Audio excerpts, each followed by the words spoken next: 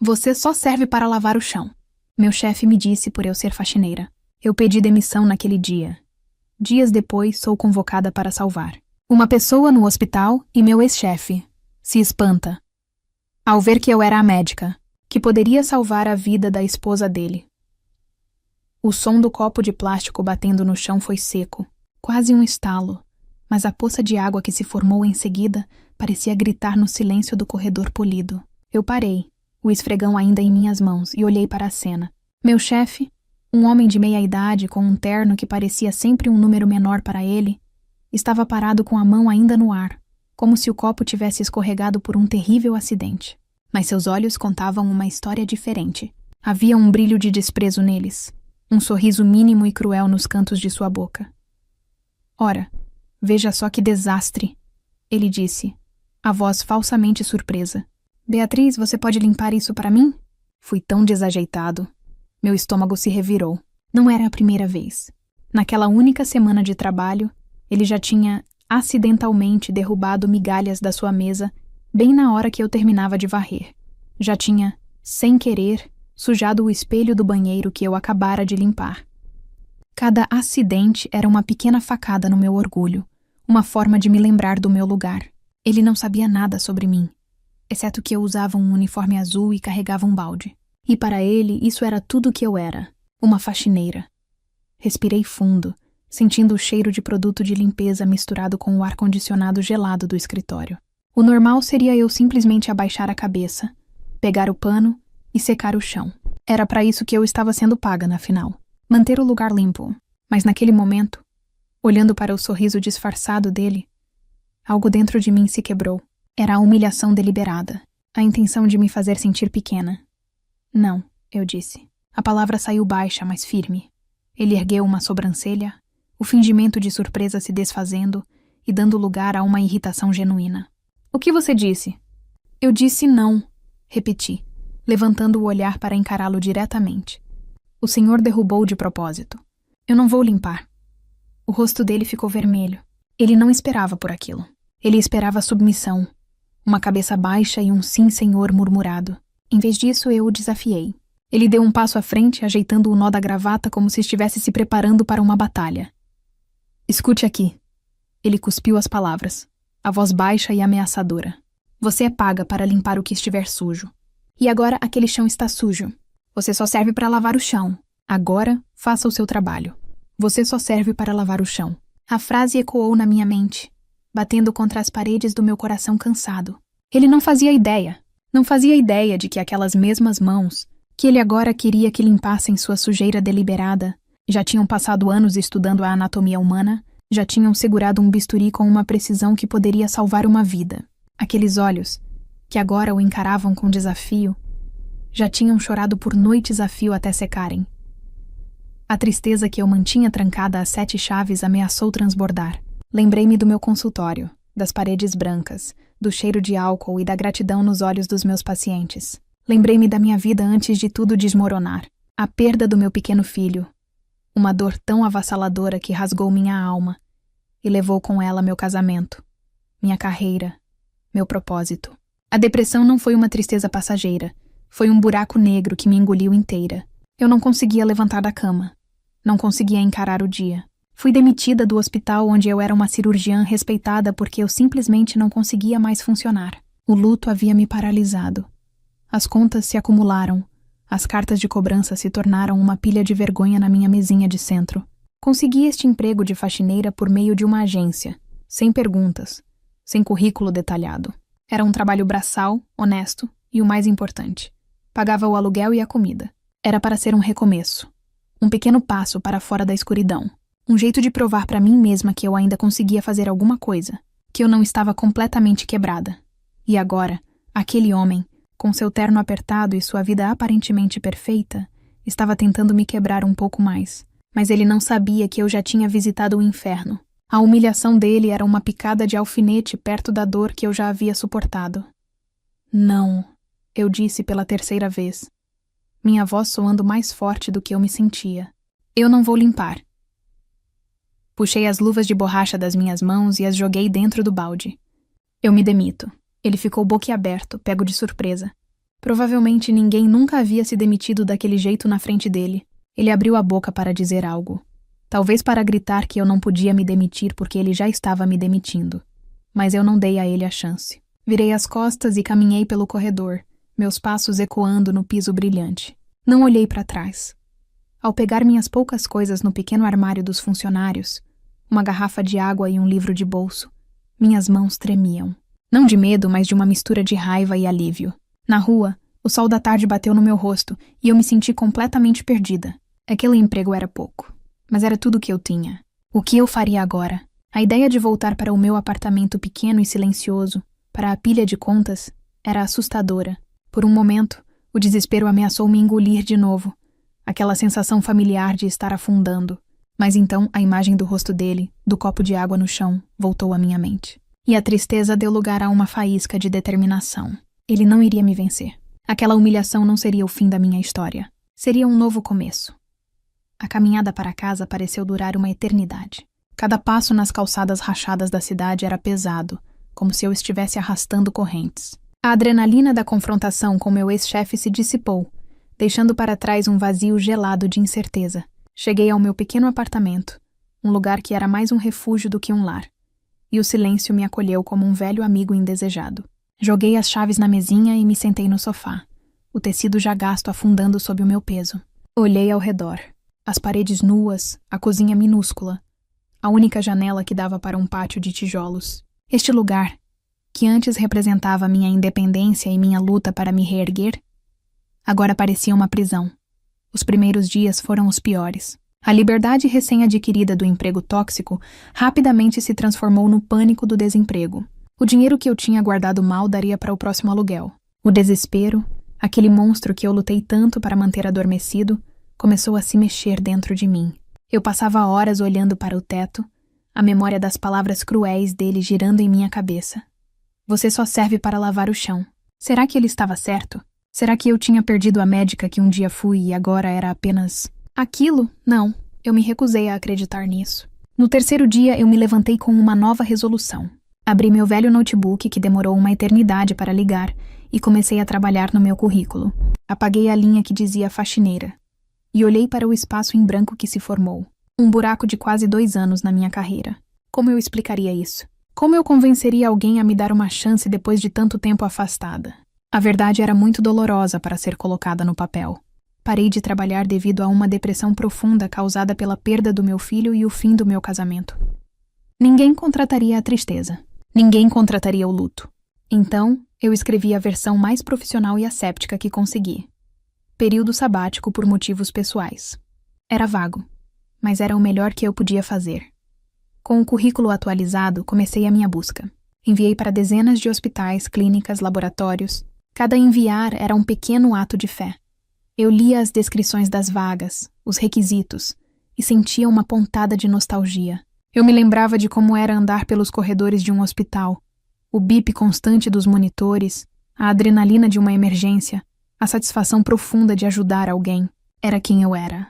Era o que eu amava fazer. Os dias se transformaram em semanas. O silêncio do meu telefone era ensurdecedor. Cada e-mail que chegava era um spam ou uma conta. Minha pequena reserva de dinheiro estava secando. Comecei a comer menos, a desligar as luzes para economizar. A esperança que eu havia acendido com tanto esforço começou a vacilar. A fumaça da dúvida enchendo meu apartamento. Talvez eu devesse procurar outro emprego de limpeza. Talvez fosse mais fácil. Mais seguro. Pelo menos pagaria as contas. Eu estava quase cedendo com o site de emprego simples aberto na tela, quando o telefone finalmente tocou.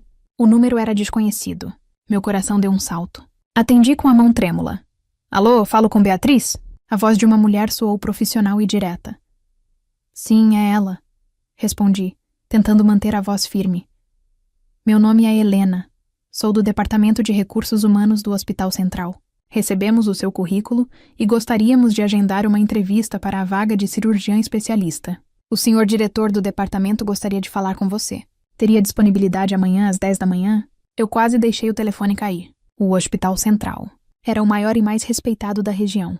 Um lugar onde eu sonhava em trabalhar antes de tudo acontecer. Parecia um sonho, uma miragem no meio do meu deserto particular. Sim, claro, estarei aí, consegui dizer. a voz embargada pela emoção. Passei o resto do dia e a noite em um estado de nervosismo e euforia. Remexi meu guarda-roupa em busca de algo profissional, encontrando um terninho antigo que ainda servia. Passei a noite lendo artigos médicos, tentando refrescar minha memória, me sentindo uma fraude. E se eles percebessem o quão enferrujada eu estava? E se fizessem a pergunta sobre o meu período sabático? No dia seguinte, cheguei ao hospital com meia hora de antecedência. O prédio era imponente, moderno, cheio de vida. O cheiro familiar de antisséptico me atingiu e, em vez de me intimidar, me confortou. Senti como se estivesse voltando para casa. A entrevista foi com o Dr. Marcos, o chefe de cirurgia. Ele era um homem mais velho, de cabelos grisalhos e olhos que pareciam ver através de você. Ele analisou meu currículo em silêncio por um longo tempo. Você tem uma formação impecável, Beatriz, ele disse finalmente, sem tirar os olhos do papel. As melhores escolas, as melhores residências. Mas então, um buraco. Quase 2 anos. Período sabático por motivos pessoais. Pode me falar um pouco sobre isso? A pergunta que eu mais temia. Respirei fundo. Decidi que a meia-verdade não seria suficiente. Ele merecia mais. Doutor, eu passei por um período extremamente difícil na minha vida pessoal. Tive uma perda que me abalou profundamente e precisei de tempo para me curar, para colocar minha mente e meu coração no lugar. Eu não estaria sendo honesta com meus pacientes ou comigo mesma se tivesse continuado a trabalhar naquele estado. Mas esse tempo passou. Eu me recuperei. A medicina não é apenas minha profissão, é minha vocação. E estou pronta para voltar, mais focada e dedicada do que nunca. Ele me ouviu atentamente, seu rosto impassível. Quando terminei, ele apenas assentiu lentamente. Discutimos alguns casos clínicos. Ele me testou com perguntas técnicas, e eu senti meu cérebro despertar, as velhas conexões se refazendo. A conversa fluiu. Quando saí da sala dele, não sabia o que pensar. A espera foi torturante. 2 dias depois, meu telefone tocou novamente. Era Helena. Beatriz, tenho boas notícias. O Dr. Marcos ficou muito impressionado. A vaga é sua. Pode começar na segunda-feira? As lágrimas que eu segurei por tanto tempo finalmente vieram. Não eram lágrimas de tristeza, mas de puro alívio. Eu chorei ali, na minha sala pequena, com o telefone na mão. Eu consegui. Eu não era apenas alguém que servia para lavar o chão. Eu era a Dora Beatriz. E eu estava de volta. A segunda-feira chegou com a promessa de um céu limpo e um recomeço. Acordei antes mesmo do despertador tocar. Uma ansiedade boa correndo pelas minhas veias. Vestir o jaleco branco foi como vestir uma segunda pele que eu pensei ter perdido para sempre. O tecido era um pouco rígido, novo, mas o peso dele nos meus ombros era familiar, reconfortante. No espelho, eu não via a mulher cansada de uniforme azul. Eu via a doutora Beatriz. Um sorriso tímido, mas genuíno, apareceu no meu rosto. Meu primeiro dia no Hospital Central foi um turbilhão de apresentações, burocracias e orientações. Conheci a equipe de enfermagem, outros médicos. Andei por corredores que zumbiam com uma energia que eu sentia falta. A energia da cura, da urgência, da vida. Apesar do nervosismo, eu me sentia em casa. Cada bip de um monitor, cada chamada no alto-falante, era música para os meus ouvidos. No final do dia, eu estava exausta, mas era um cansaço bom. O cansaço de quem usou a mente e o coração para um propósito maior. Eu estava de volta ao meu mundo. Na manhã seguinte, cheguei um pouco mais confiante. Já reconhecia alguns rostos, sabia onde ficava a cafeteria, estava na minha nova sala, organizando alguns prontuários, quando meu telefone de plantão tocou, o som agudo cortando a quietude do ambiente. Atendi prontamente. Doutora Beatriz, aqui é da emergência. Temos um caso de aneurisma cerebral roto, estado gravíssimo. A paciente acabou de dar entrada. O Dr. Marcos indicou a senhora como a especialista principal. Precisamos de você na sala de cirurgia agora. Meu coração disparou. Aneurisma roto. Uma das cirurgias mais delicadas e perigosas que existem. Um fio de cabelo entre a vida e a morte. Toda a teoria que eu revisei, toda a experiência adormecida, veio à tona. Era isso. Era o momento de provar. Não para os outros, mas para mim mesma, que eu ainda era capaz. Estou a caminho, respondi. Minha voz firme, escondendo a tempestade de adrenalina que se formava dentro de mim. Vesti o pijama cirúrgico verde, prendi o cabelo, coloquei a máscara. O ritual era automático, gravado na minha memória muscular. Enquanto eu me dirigia ao centro cirúrgico, minha mente já estava trabalhando, repassando os procedimentos, os riscos, as possíveis complicações. Eu precisava falar com a família antes. explicar a gravidade da situação e obter o consentimento. Uma enfermeira me indicou a sala de espera privativa onde o marido da paciente estava. Empurrei a porta e entrei, meu olhar focado no chão, preparando as palavras difíceis que eu teria que dizer. Senhor, sua esposa está em uma condição muito crítica. Faremos tudo o que for humanamente possível. Doutora, uma voz masculina soou trêmula. Levantei a cabeça e meu mundo parou.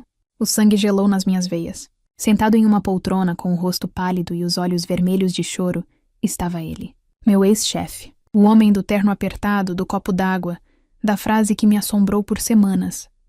Por um segundo, o ar me faltou. O cérebro não conseguia processar a cena.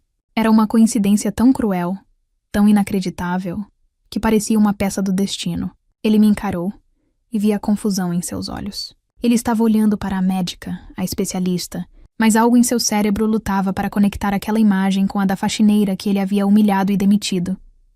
Então, lentamente, o reconhecimento clareou em seu rosto. Vi suas pupilas dilatarem. A boca se abriu ligeiramente em choque. O pouco de cor que ainda havia em seu rosto desapareceu, deixando-o com a aparência de um fantasma. Ele se levantou, cambaleando um pouco.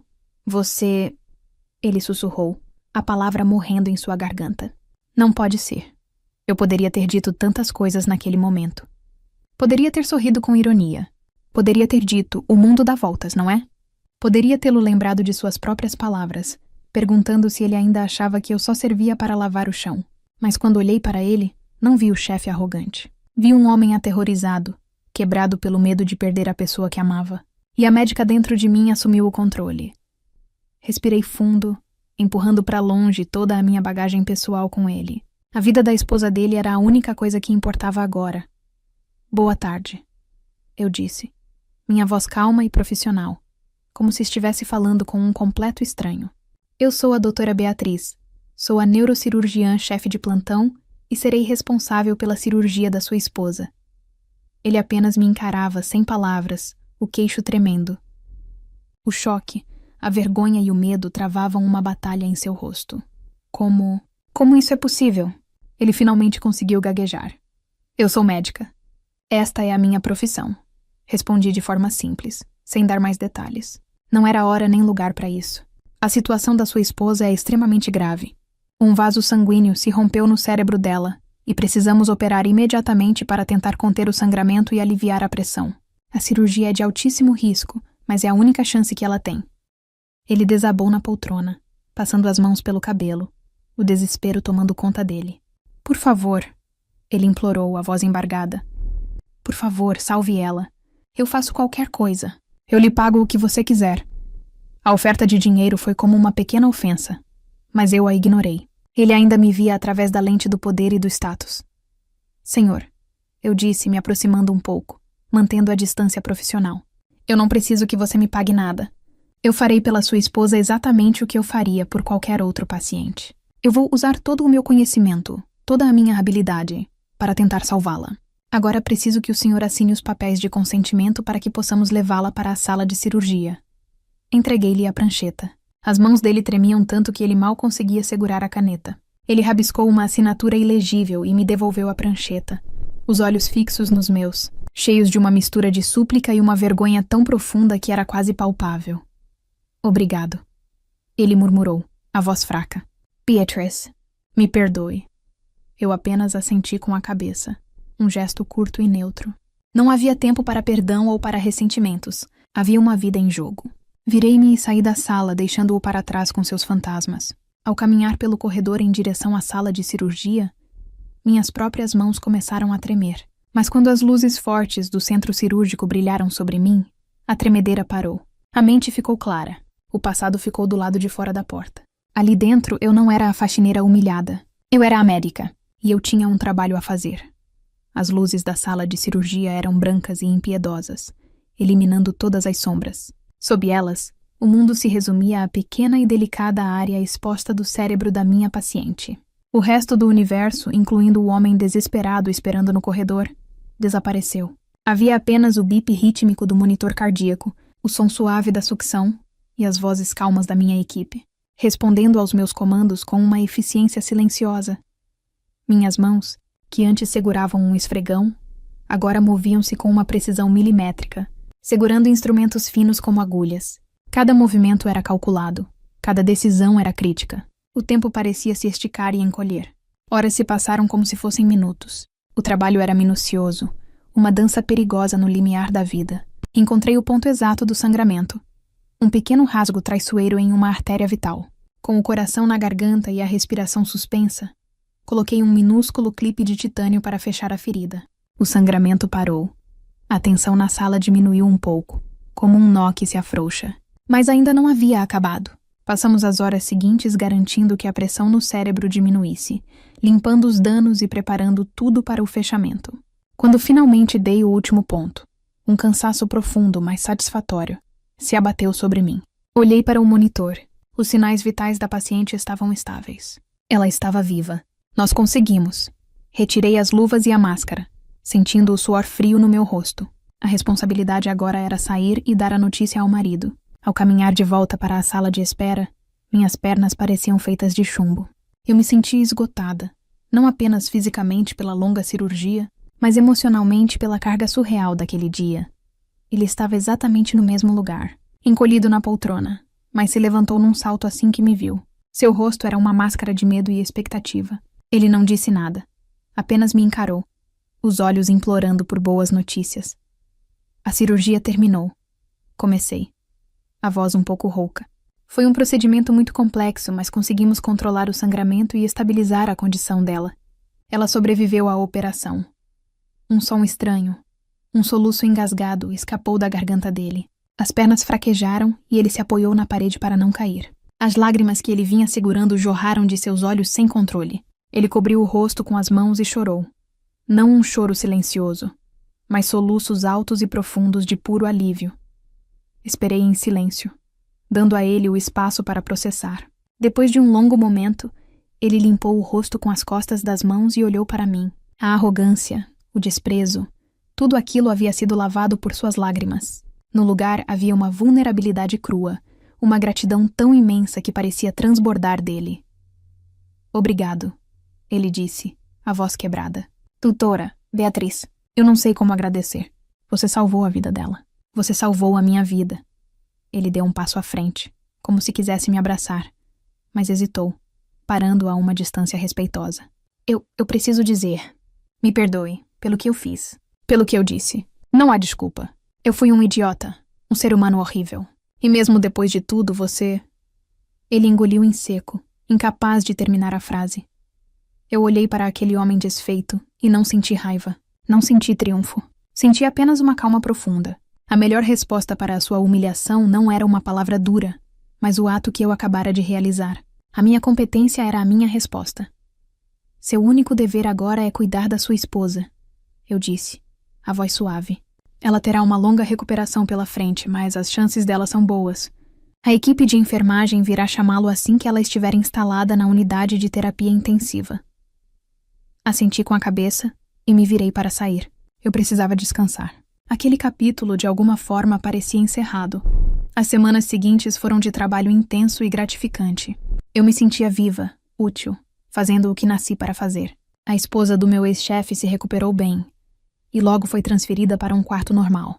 Eu a visitava nas minhas rondas diárias, e ela era uma mulher gentil e grata, sem saber de nada da nossa história. Ele estava sempre ao lado dela, cuidando dela com uma dedicação comovente. Nossos encontros eram breves e profissionais. Ele sempre me olhava com um respeito quase reverente, mas a vergonha ainda estava lá, em seus olhos. Cerca de um mês depois, em um sábado de folga, eu estava em um centro comercial, tomando um café e lendo um livro, aproveitando a normalidade da vida. De repente ouvi meu nome ser chamado. Eram eles. Ela caminhava devagar, mas sem ajuda, e tinha um sorriso radiante. Ele parecia mais leve, mais feliz. Doutora Beatriz, que bom encontrá-la, disse ela, a voz cheia de calor. Eu queria agradecer mais uma vez. Eu não estaria aqui se não fosse por você. Fico muito feliz em vê-la tão bem, respondi, sorrindo de volta. Ele esperou que ela terminasse e então me olhou. Podemos conversar por um minuto? Fomos para um canto mais tranquilo. Ele parecia nervoso. Eu queria que você soubesse. Eu não trabalho mais naquele escritório. Fui demitido. Eu ergui as sobrancelhas, surpresa. O diretor-geral chamou-me em sua sala alguns dias depois. Daquilo, Ele disse, claramente se referindo à cirurgia. Aparentemente, ele estava revisando as câmeras de segurança por outro motivo e viu o que aconteceu no corredor. Ele viu o copo d'água. Ele viu tudo. Fiquei em silêncio, processando a informação. Ele disse que a empresa não tolera aquele tipo de comportamento, aquele desrespeito com qualquer funcionário, não importa o cargo, e me mandou embora. Ele deu um suspiro, mas não parecia triste. E o mais engraçado é que eu não senti raiva.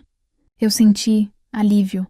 Eu mereci aquilo, Beatriz. O que eu fiz com você foi apenas a ponta do iceberg de quem eu tinha me tornado. Aquele susto com a minha esposa. E depois ver você. A mulher que eu humilhei, sendo a única pessoa no mundo que poderia salvá-la. Isso me mudou. Abriu meus olhos. Ele olhou para a esposa, que o esperava pacientemente a alguns metros de distância. Perder aquele emprego não foi nada. Quase perdê-la foi tudo. Hoje eu só me importo com isso. Ele se virou para mim novamente. Eu sei que um pedido de desculpas não apaga o que fiz, mas eu sinto muito. De verdade. E obrigado por ter dado a mim e a minha esposa uma segunda chance. Eu olhei para ele, para o homem que agora parecia tão diferente daquele que me atormentava, e senti um peso sair dos meus ombros. Eu não precisava do seu fracasso para me sentir bem. A minha felicidade não vinha de vê-lo punido. Vinha do meu próprio sucesso, da minha própria superação. Vinha de saber que, apesar de toda a dor e toda a escuridão que eu enfrentei, eu ainda tinha a capacidade de curar, de salvar uma vida, inclusive a dele.